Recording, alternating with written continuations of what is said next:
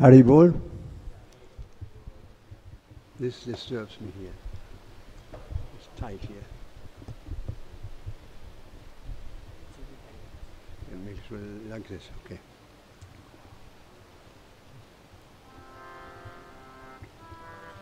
Jaya Radha Madhava Kunja Bihari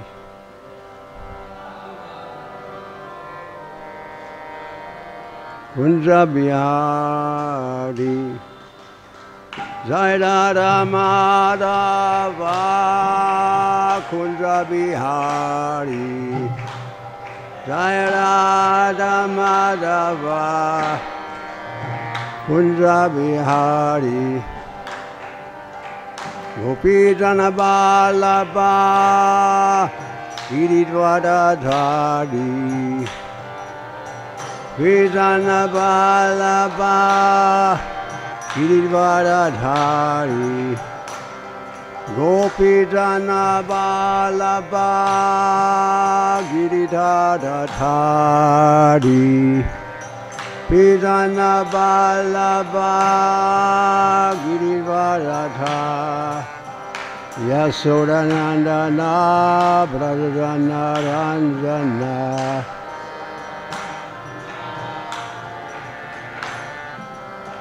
Yasodanandana Brajana Ranjana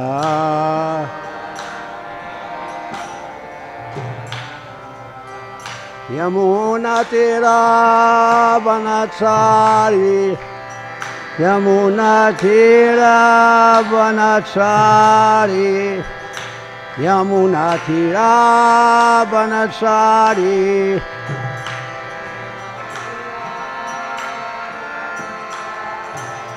Namo Om Vishnu Padaya Krishna Pristaya Bhutale Srimate Bhakti Vedanta Swami Iti Namine Namo Om Vishnu Padaya Krishna Pristaya Bhutale Srimate Bhakti Vedanta Swami Iti Namine Namaste Saraswati Devi Gauravani Prachadine Nirvishesha Shunyavadi Pasadyade Satarine Namaste Saraswati Devi Gauravani Prachadine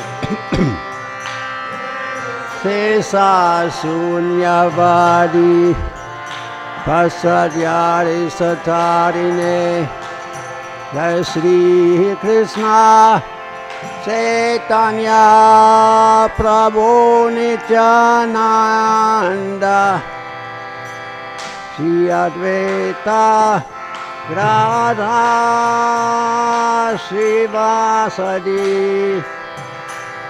Go Bhakta Vrinda Jaya Sri Krishna Chaitanya Prabhu Nityananda Sri Advaita Radha Srivasadi Go Hare Krishna Krishna Krishna Hare Hare Hare Rama Rama Rama Hare Hare Hare Krishna Krishna Krishna Hare Hare Hare Rama Rama Rama Hare Hare Hare Krishna Krishna Krishna Hare Hare Hare Rama, Hare Rama, Rama Rama, Hare Hare, Hare Krishna, Krishna Krishna, Hare Hare, Hare Rama, Rama Rama, Hare Hare, Hare Krishna,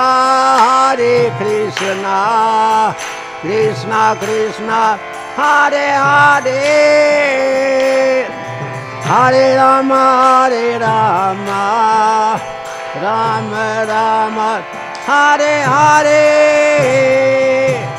Hare Krishna, Krishna Krishna, Hare Hare, Hare Rama, Rama Rama, Hare Hare, Hare Krishna, Krishna Krishna, Hare Hare, Hare Rama, Rama Rama, Hare Hare, Hare Krishna, Krishna Krishna, Hare Hare, Hare Rama, Rama Rama, Hare Hare, Hare Krishna, Krishna Krishna, Hare Hare, Hare Rama, Rama Rama, Hare Hare, Hare Krishna, Krishna Krishna, Hare Hare, Hare Rama, Rama Rama, Hare Hare, Hare Krishna, Krishna Krishna, Hare Hare, Hare Rama, Rama Rama, Hare Hare, Hare Krishna, Krishna Krishna, Hare Rama, Rama Rama, Nitai Gaur, Hare Bol, Hare Bol, Hare Bol, Nitai Gaur, Hare Bol, Nitai Gaur.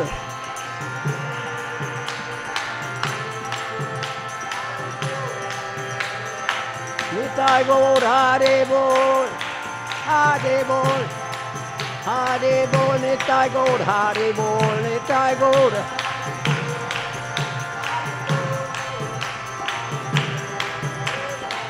Jai Jaya Prabhupada, Jaya Jaya Prabhupada, Jaya Jaya.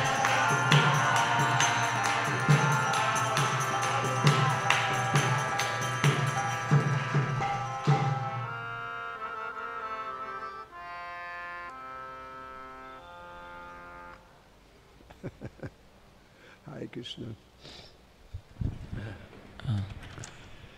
Thank you very much for being allowed here to be here in this small temple, but coming up gigantic structure.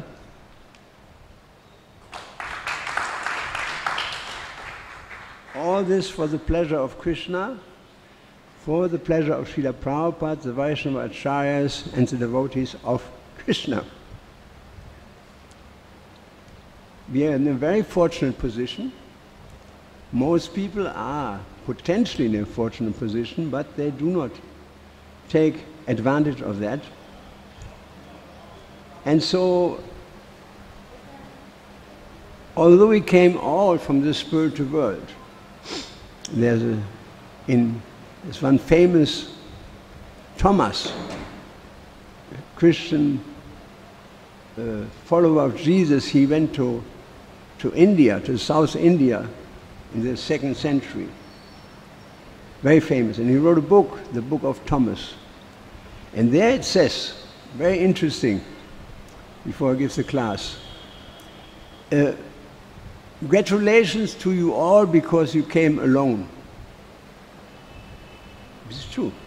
I mean, where are your friends from kindergarten? Where are your friends from high school? Where are your friends from university? Where is everybody?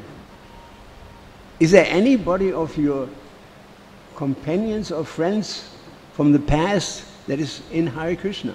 Very rare. Gone and for good. Into different wind, like a wind blown into different directions. Here and there. Trying to become this, trying to become that, trying to have so many things. But very rarely somebody actually comes here. He comes alone. He leaves all the material acquaintances and friends behind. That's the first important thought, that congratulations. So congratulations to you all, according to St. Thomas. Then he says, you came all from the spiritual world and there you will go back. Now in all my life in churches I've never heard that. I never heard. I heard in Krishna Consciousness we came from the spiritual world. But I've never heard that before. And it is not known to Western religiosity, whether it is Muslim or Jewish or Christian. It is not known. Unknown that we came from the spiritual world. Unknown that we are parts and expansions of Krishna. But that it is. Welcome to the Transcendental Club of Krishna Conscious Devotees. Srila Prabhupada ki jai. Now, Om Namo Bhagavate Vasudevaya. Om Namo Bhagavate Vasudevaya. Om Namo Bhagavate Vasudevaya.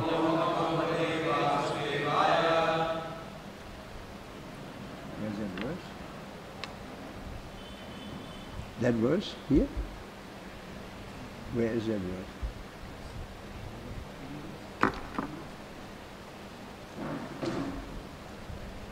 It is 3:15:20. 3:15:20.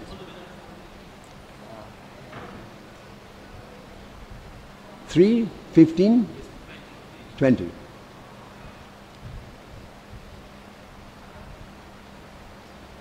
Now that we are here, that is a mercy of Krishna.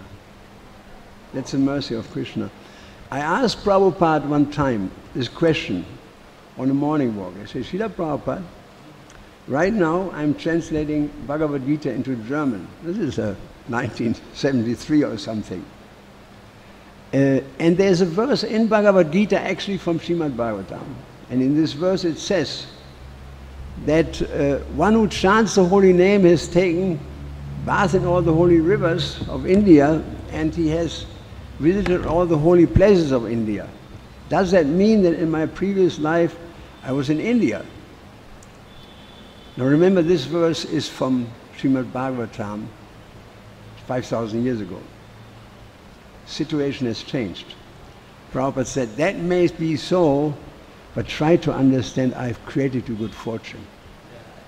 Because although in previous ages you had to do all this tapa to come to the chanting of the holy name, now Lord Chaitanya broke open the storehouse of love of God. And he has sent Srila Prabhupada, and therefore we can go. Amazing. That's why he said, I created your good fortune. He told me personally. He created your good fortune, he created your good fortune, Mataji's fortune, everybody who's in this room, everybody who is in ISKCON, his good fortune has been created by Srila Prabhupada. We would not be here without that mercy. So, the verse. Yat sankulam hari pradhanati matra drishtarir. Yeah? Vaiduya marakata hema mayayir vimannai. Yesham brihat kati tata smita shobhi mukam Krishmatmanam na raja adadhur uts mayadyai.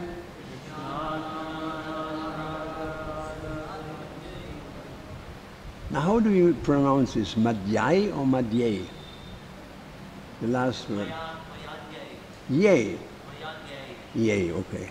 Yat sankulam hari padanati matra drishter. Vaidoya maraka hema mayer vimanaha. Te sambriyat kata kati tata smita shobhi mukha. Krishmatmanam naraja adadhut utsma yadye. Somebody?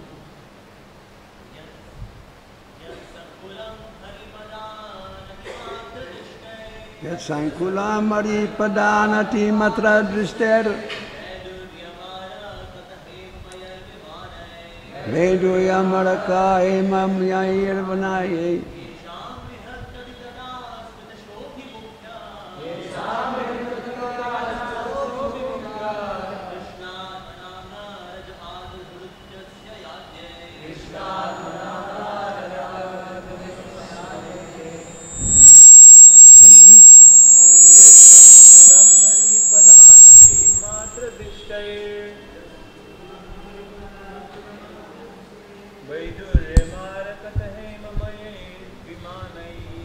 Vedoya marakata imame. Yesham brihat kati tata smita shobhi mukha. Krishna atmanam naraja adadhur samayhe. And lady, Mataji.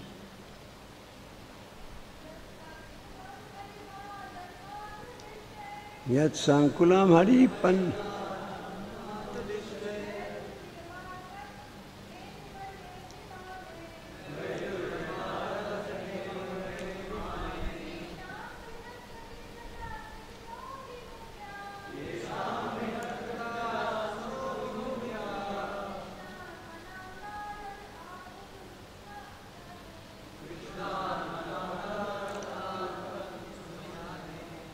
Okay. Yat, that Vaikuntha abode, Sankulam is pervaded. Haripada, it's the 2 feet, lotus feet of Hari, the Supreme Personality of Godhead. And the 2 lotus feet of the Hari, the Supreme Personality of Godhead. Anati, by obeisance. Matra, simply. Drishtai, by obtaining. Vedoya, lapis lazuli. Mrakata, marak, marakata, emeralds. Hema, gold. Maye, made of. Vimane, with airplanes. Yesham, of those passengers. Brihad, large. Where do we go?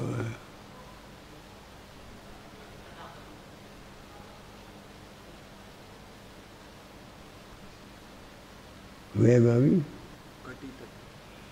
Katitata, hips.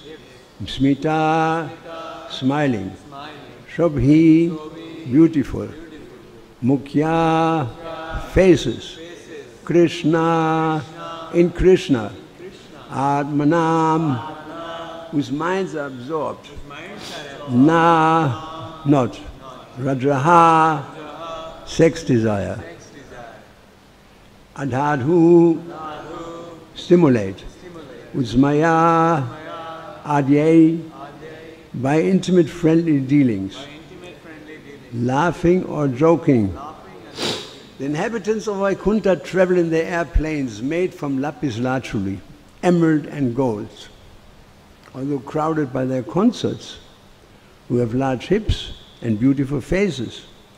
They cannot be stimulated to passion by their mirth and beautiful charms. Purport by Srila Prabhupada. In the material world, opulences are achieved by materialistic persons by dint of their labor. One cannot enjoy material prosperity unless he works very hard to achieve it. But the devotees of the Lord who are residents of Vaikuntha have the opportunity to enjoy a transcendental situation of jewels and emeralds. Ornaments made of gold bedecked with jewels are achieved not by working hard but by the benediction of the Lord. In other words, devotees in the Vaikuntha world or even the material world cannot be poverty-stricken as is sometimes supposed. They have ample opulences for enjoyment, but they need not labor to achieve them. It's also stated that in the Vaikuntha world the concerts of the residents are many, many times more beautiful than we can find in the material world, even in the higher planets. Specifically mentioned here that a woman's large hips are very attractive and they stimulate men's passion. But the wonderful feature of Vaikuntha is that although the women have large hips and beautiful faces and are decorated with ornaments of emeralds and jewels, the men are so absorbed in Krishna consciousness that the beautiful bodies of the women cannot attract them. In other words, there's enjoyment of the association of the opposite sex, but there is no sexual relationship. The residents of Vaikuntha have a better standard of pleasure, so there is no need for sex pleasure. Om Agyanti Mirandasya Gunandana Shalakaya Chakshunamitam Yena Tasmai Sri Gurave Namah Sri Chaitanya-Manobishtam Stapitamina Bhutale Swayam Rupa Kadamayam Dadati Swapadantikam Vandeham Siguru Siyata Padakamalam Sigurun Vaishnavam Sad Sri Rupam Sigajatam Saragana Raghunathan Vitam Tam Sadivam Sadvaitam Savaduta Paijana Saitam Krishna Chaitanya Sri Radha Krishna Padam Sahagana Lalita Sri Vishakamitam Sa Hey Krishna Karna Sindhu Jinavan Gojagatpati Gopusha Gopikanta Radha Kanta Samastati Tapta Kanchana Gurangi Radhe Vrindavaneshwari Vrishabhanu Siddhadevi Pranamami Hari Prem Vanchakalpatru Visya Kripa Sindhu Vaivaccha Patitana Pavanebhyo Vaishnaveyo Namo Namah Sri Krishna Chaitanya Prabhu Nityananda Sri Advaita Gadadhara Sri Vasudha Gaura Bhaktavinda Hare Krishna Krishna Krishna Hare Hare Hare Rama Rama Rama Hare. So it says that opulences in the material world are achieved by dint of hard labor. And even in that hard labor, even if you work like dogs, it may not work.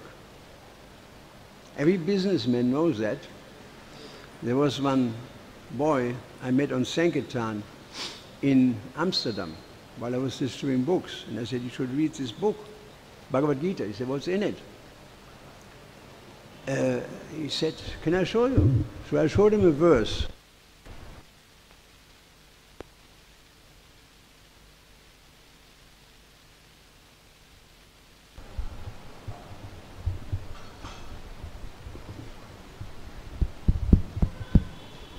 He said, I come from a Jewish background, from a very old business family.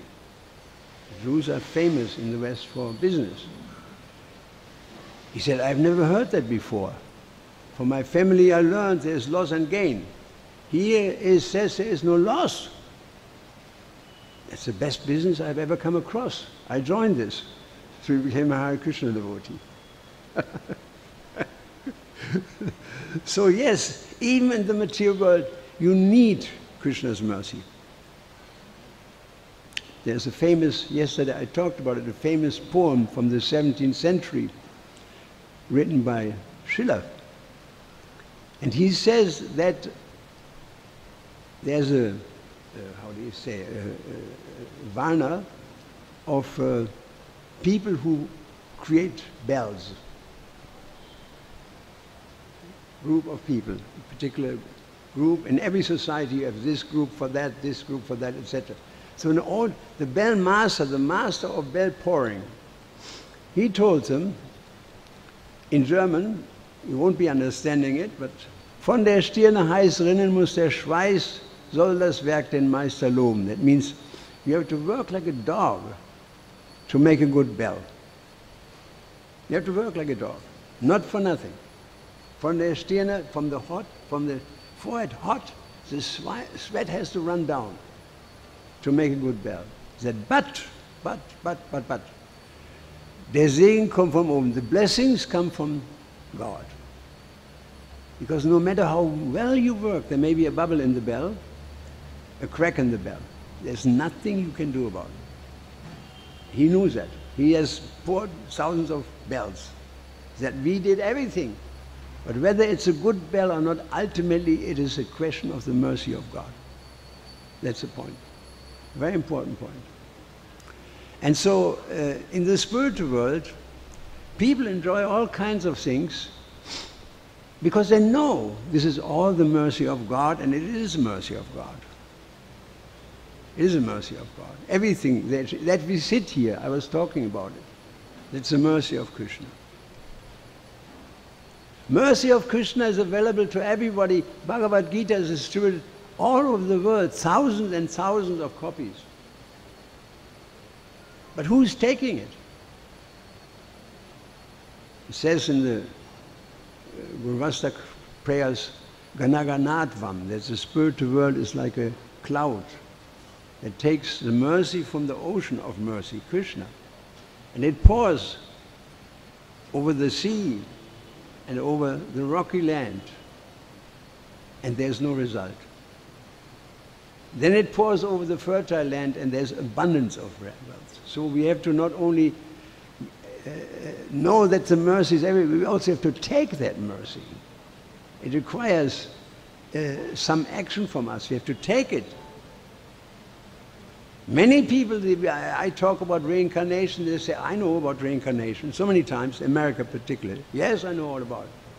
Then, what do you do with it? That's the point. They think just that I know is sufficient. Many people that practice Buddhism, they think I know this and that and that. Everything is fine. It's not fine at all. That's just the initial, the knowledge. And Prabhupada said, somebody asked Prabhupada, Srila Prabhupada, can you save me? He said, yes, I can, but you have to do the work. That's what Prabhupada said. Very nice. You have to I give you my mercy, but you have to work. So, although the cloud of mercy is everywhere, people have to also take to it. That's the point, and that requires Krishna's mercy. I remember one time on a huge yoga festival, I spoke with the top yogi, and we were walking. And he said, I'm hungry. So I said, what do you do about it? He said, I go over there and eat some. I said, what are you eating? He said, meat. He said, how can you eat meat? How do you put this together? He said, it's very difficult to give up. He said, I tried many times. He said, I can't give up. For some time, I'm a vegetarian. Then again, I need to have some meat. So I said I didn't find any problems. I came to the Hare Krishna movement from day number 1. And even for many devotees from beginning of life. There's never been a problem. He said, that is because you have God's mercy. That was his conclusion. Yes, you have God's mercy. I don't have that mercy. You see, so that we can be here and chant in the association of the devotees. That's all Krishna's mercy. In fact, whatever happens is Krishna's mercy. There's a famous story I heard from India. One devotee told me, I forgot his name, that there was a village, one day at noon, all the birds died. They fell, practically speaking, out of the sky. So the people, they went to the Guru and said, Guru Maharaj, he was living in a tree house. He was living in a little tree house. Guru Maharaj, all the birds die. What does that mean? He said, let me think about that. He went into his hut, he came out, this is all Krishna's mercy. People said, how is that Krishna's mercy? Anyway, he's a guru. You can't say anything. Then, 1 week later, exactly the same time, all the dogs died. The people were flipping out. They went to the Guru. Guru Maharaj, last week at this time, same hour, all the birds died, now all the dogs died. What does that mean? He said, well, let me think for a moment. He went inside, came out, he said, this is God's mercy. So, practically speaking, the following split into two people. Some people tried to pull him down. The others said, you can't do that, he's a guru. And so they started bickering and fighting like anything. Another week passed by, and all the fires went out. Now in Indian villages, the fires have burned for centuries. There's always somebody who has fire. There's always some fire in front of a deity. Again they went. They again asked the same question. He went into his hut and said the same thing. It is all God's mercy. Now people became angry. What kind of answer is that? And some people tried to climb down and pull him. Others said, you can't do that. So they're fighting and beating each other. No solution. 1 week later, same time, Muslims arrived. And they had pilfered all the villages, they had killed so many people, children, women, men, whatever. And so they came to this village. And the top men said, wait. Wait. What do you see? No, we don't see anything. What do we hear? I don't hear anything. He said, that's right. There's no dogs barking, not even birds flying in the sky, no fire from kitchen. This is a trap. And they run away. So they went to the Guru and said, Guru Maharaj, how is that possible? He said, well, I told you. I told you that everything is Krishna's mercy. Whatever happens at every moment is Krishna's arrangement. Therefore, we have to love what is.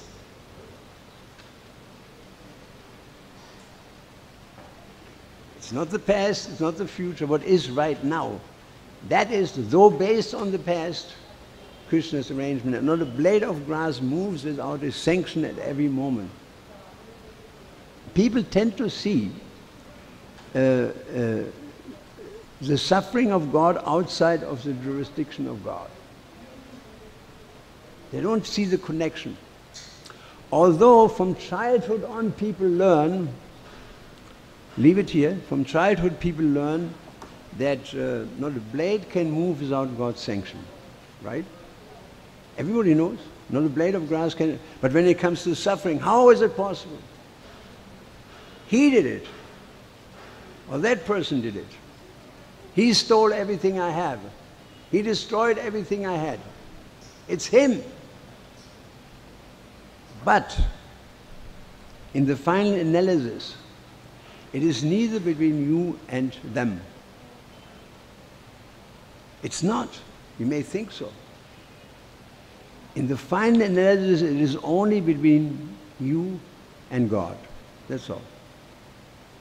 At every moment. It has been like this since the beginning, if there is such a thing. It is right now, and it will be so in future. So people are wondering, particularly in the Western world, where is God in this world of suffering? Where's the benign, well-wisher, God, when I'm suffering in the concentration camp? Where's God when millions of people are killed in wars? I asked this question when I was 10 years old to my priest. My brother just had died. He was lying there. 7 years, died of cancer. Horrible death. Operated upon so many times. I said, Father, where's God in all this? He said, I don't know. I don't know. He said, it says in the Bible that everyone reaps what he sows. What has he sown? He's just a child. Please tell me. He said, I don't know. I have no answer. And there is no answer unless we have defined knowledge of the soul. We have knowledge of the soul, we understand I'm here in this particular shape, in this particular situation because of my previous life. Every rickshawala knows. Isn't it? Every bungi knows that I'm suffering in this life because of a past life. But not in Western civilization. There was a tsunami in Japan, and in Rome there was some sort of a teleconference, Zoom, whatever you call it, where people would call all over the world.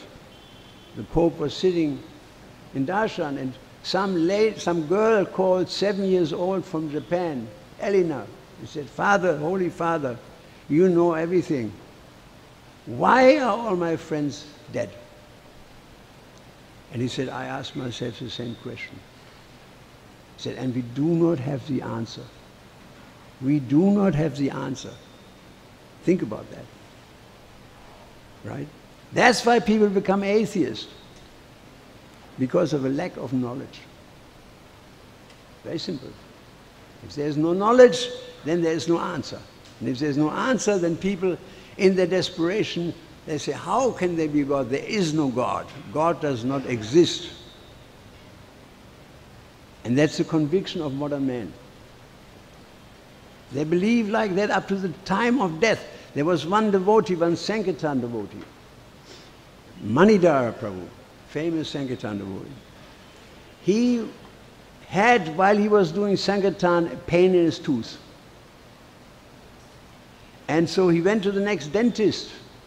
The dentist said, "Aha, now you're in my domain, a Hare Krishna devotee. Lie down in the seat. So what do you believe in?" He said, "We believe in God." He said, "Oh, there's no God." He said, "There is. It's my experience. There is no God."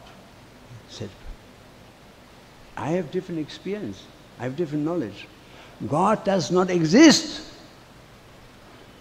So the devotee said, "He does." So that doctor, he became so angry, he was such a demon. He took his tongue, grabbed the tooth and says, "God does not exist," and pulled a perfectly sane tooth out of his mouth. He was such a demon. He had these big glasses, you know. God does not exist. And Manidhara, he laughed, oh, it's painful. Some Manidhara laughed so loud that the doctor became spattered in blood. You see, people are so, how do you say, so convinced, so absorbed in the demonic conception of life that anything outside of that simply doesn't exist. It's simply eating, sleeping, working, enjoying, that's all. So, the residents of Vaikuntha, they know that everything is coming from Krishna. And that they enjoy all these jewelries, all these wonderful things. They know it is simply Krishna's mercy, that's all. They don't work for that. Simply Krishna's mercy. And so even devotees in general, while ordinary human beings see distress as something outside of the jurisdiction of God, like an atheist, the devotee sees. Prabhupada explains really beautifully. When a devotee is in distress, he sees that the Lord himself has come to himself as distress to purify him from the contamination of this material world. Wonderful. Like I said, we have to love what is, even suffering. That is God at this time coming to you, in the form of death ultimately.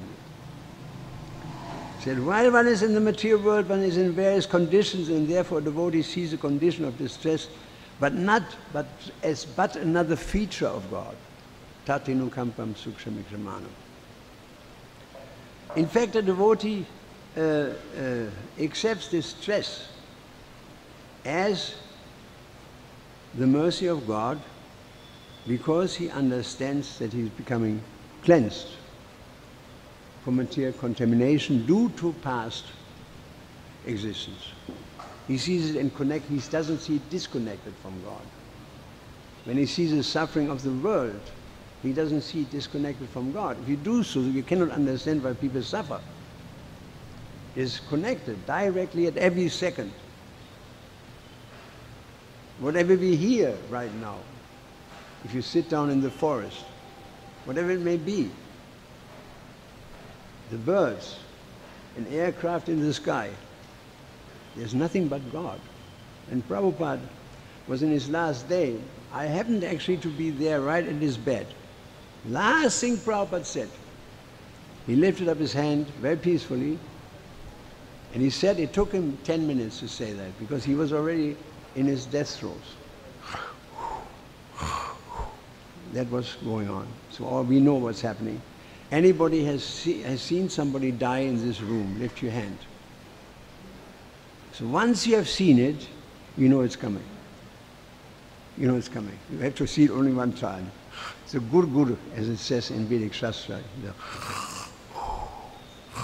So Prabhupada, in the middle of that, lifted up his hand and he said, very slowly, he said, everything moving and non-moving, there's nothing but God.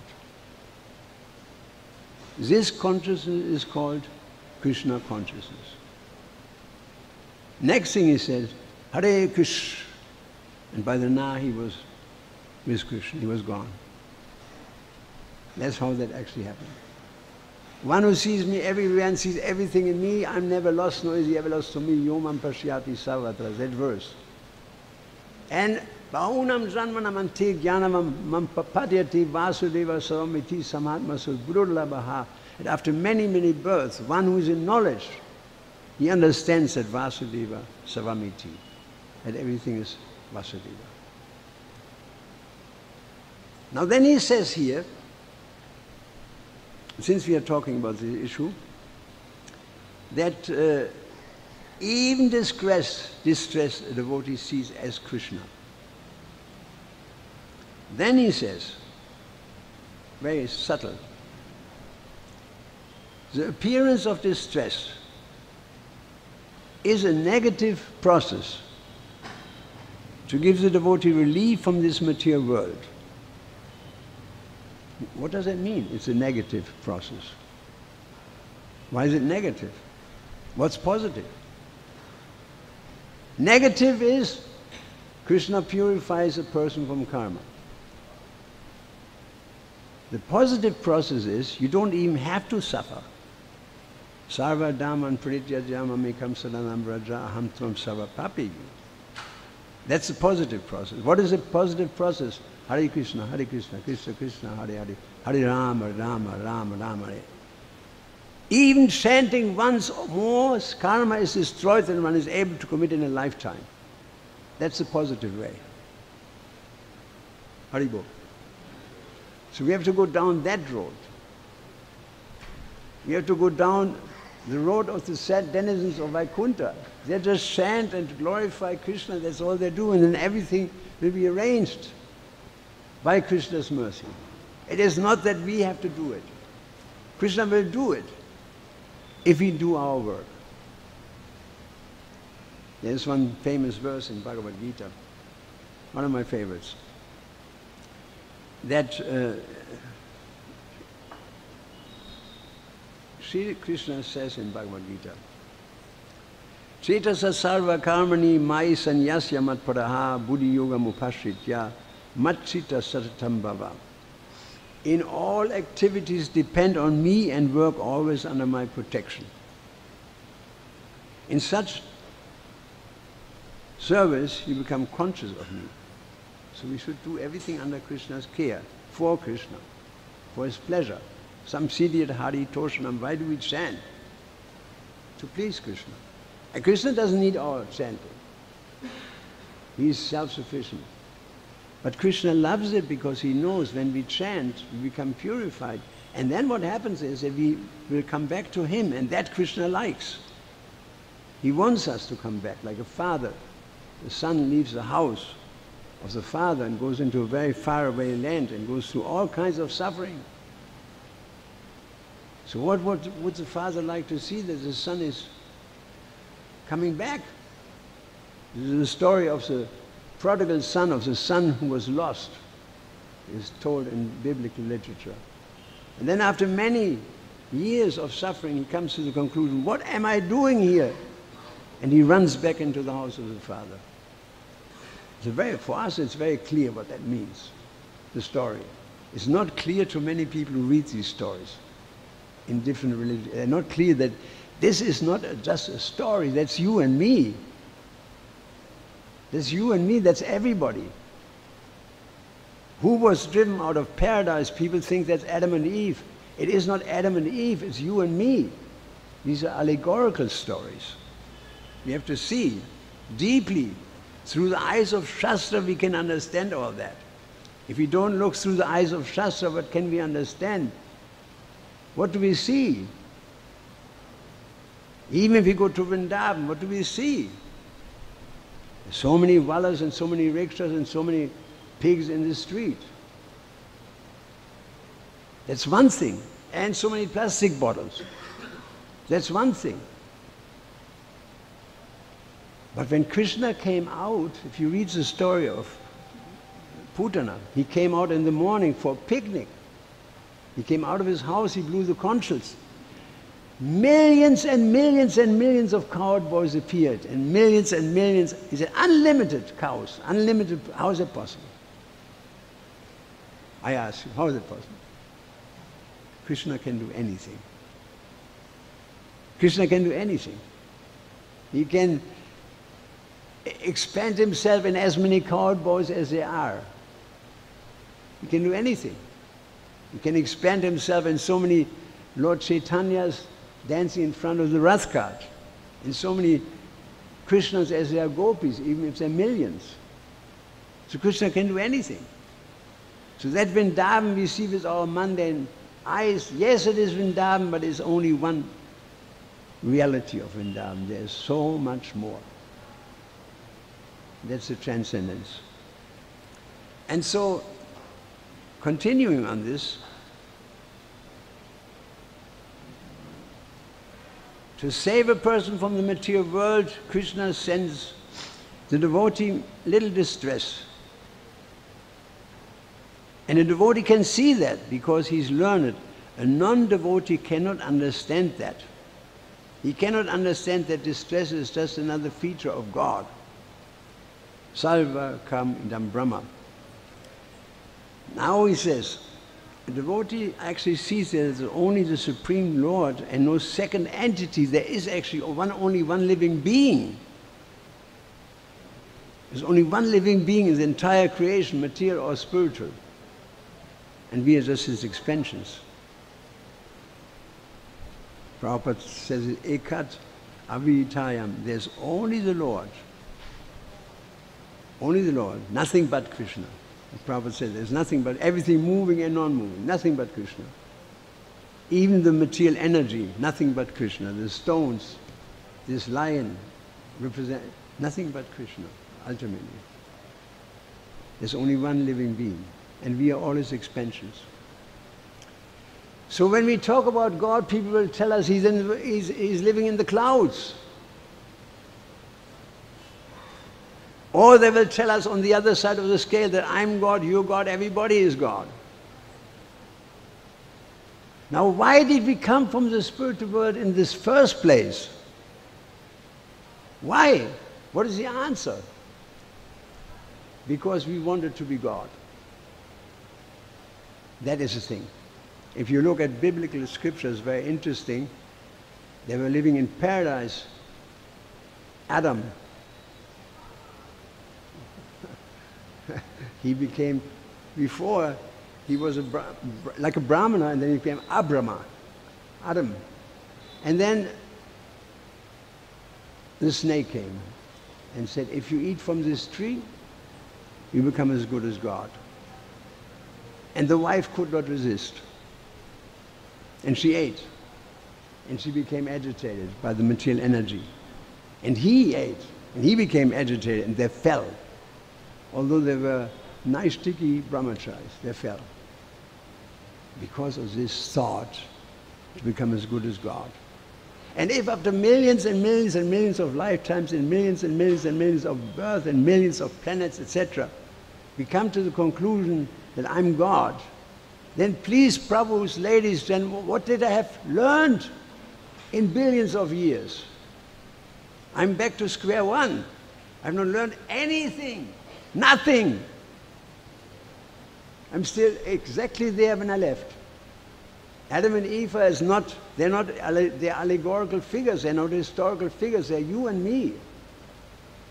That's why we came initially, and we have to change that mentality. If you surrender unto me, I will free you from all material encumberment.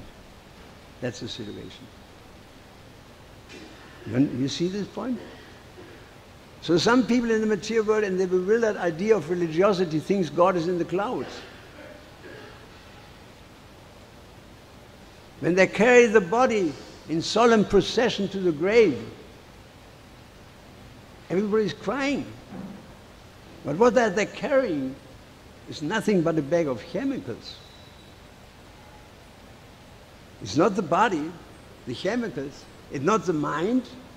It's not the person they knew. That person is long gone. It's the time of death, into another way, another direction. So what are they crying for? What do we need graveyards for? It may be a heretical thing to say, but they should all be turned into parks. That would be far more practical. Rather than people mourning, well, what that was is gone since a long time in another way. I remember my mother, when my brother died, she took the best blanket she had. Mohair, wool is very soft and expensive. She took and wrapped his feet, wrapped the feet of the body with a blanket. And I asked you, what is the use of that? And I asked her, why you do this? He said, because I don't want him to freeze.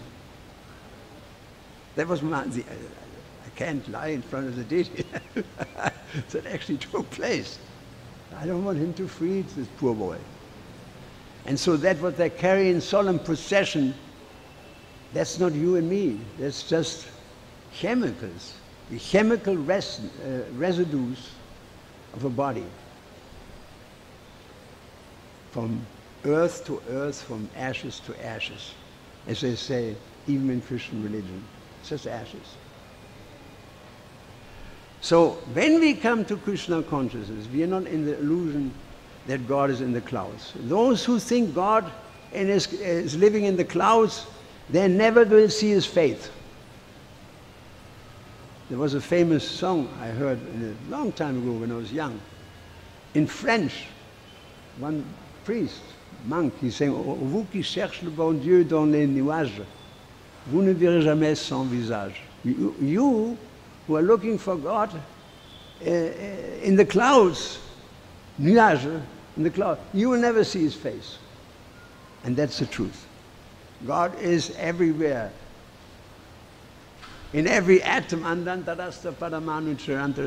there is nothing but God. That is the conclusion. And so, if we come to that conclusion and are accepting it, are able to accept our suffering as God's mercy, then we attract Krishna's mercy actually. Then we attract the mercy of God, if we can accept that in our sadhana.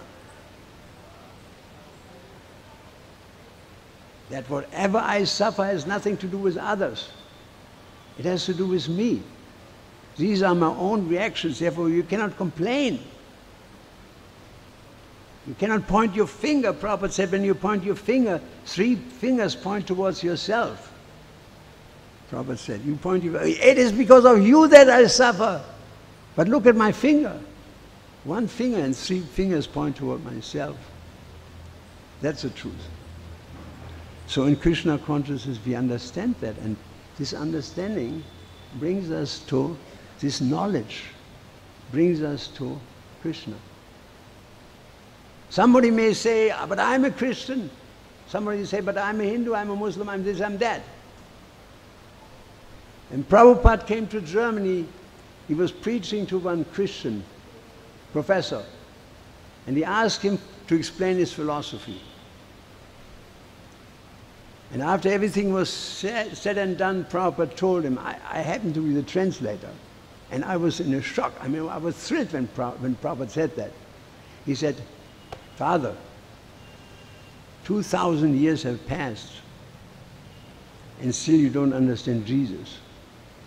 Can you imagine? To say that. It was like, you know, a voice from the sky. 2,000 years have passed and still you cannot understand Jesus. And the priest said, why? Why do you say that?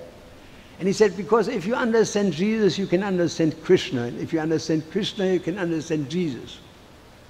And if you say you love Jesus, you must love Krishna because he's the father of Jesus. Jesus said you should love your Lord with all your heart.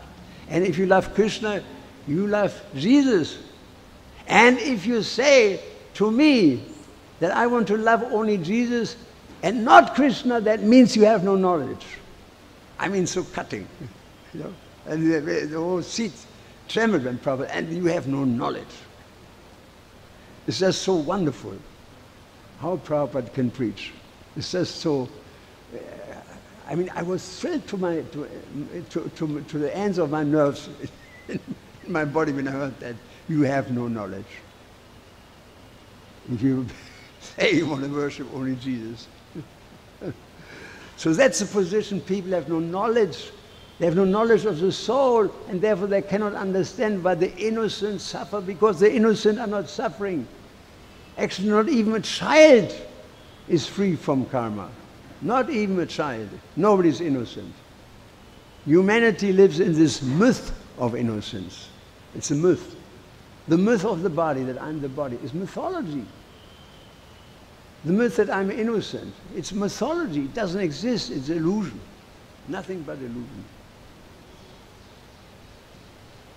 Omagyan Timirandas Yaganajana Shulaka at Shakshuramitam Yena Tasmai Sigurave Namah. Obeisance to Prabhupada, who gave us knowledge and saved us from this ignorance. Srila Prabhupada ki jai, Srila Prabhupada ki jai, Srila Prabhupada ki jai. Go, Premananda. Do you have any questions? My morning sermon.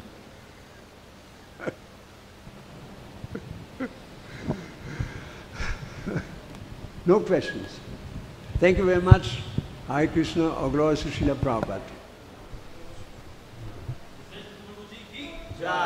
Oh, 1 second, 1 second. I read only the first part of this verse. It says in this verse, first depend on me and work always under my protection. And then he says, if you are conscious of me, if you're conscious of me, then you can cross over all difficulties of material life by my grace. Then you get Krishna's grace. He will do everything. You know, fix your mind upon me, Machita. Sarva Durga, all difficulties that come from Durga. Durga is sitting on a tiger, with a trident, the 3 sufferings, tapatraya, from others, from yourself, from demigods rather. You can overcome by my mercy. If you do not act in this consciousness, but act through false ego, you will be lost. Srila Prabhupada, Jai, Hare Krishna.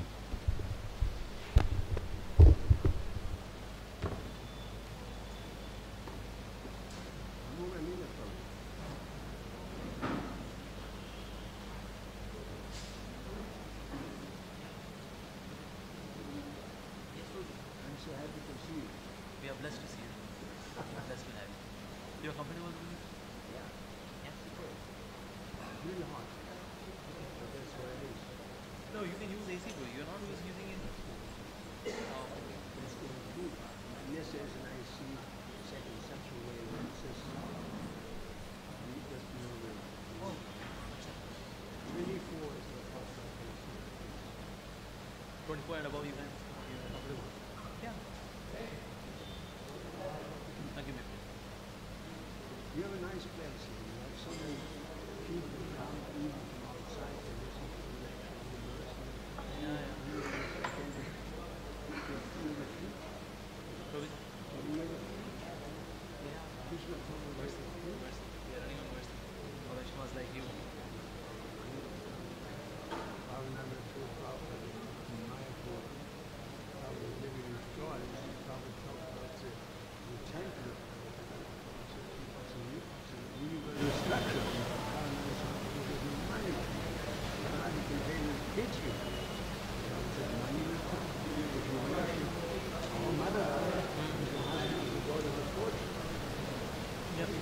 have to worship Mother, but everything will come, maybe the world, that's just cloud. That's just a cloud. You know how long it took to build the massive church in Cologne? 157 meters high. Gigantic. And how long did it take? 800 years. 800 years. The first generation saw just the foundation, but their faith was strong. The next generation saw the rest of the earth. It was started in the 12th century, was finished 1877. So we shouldn't be despair. This is nothing. It will happen because this Krishna is good. That's all. Krishna is good. One time, some devotee asked Prabhu, some gentleman came and said to him, what will happen to your movement?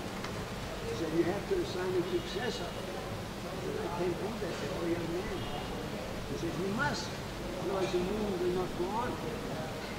Prabhu said, you're wrong. He said, I cannot do that. No matter what happens, people will be crazy at times, do this and that and that. But this is what Chaitanya is moving. It will succeed. It will flourish. Even this Christian monk in the Prabhupada talk, I visited him just a couple of weeks ago. He told me, when you ask people,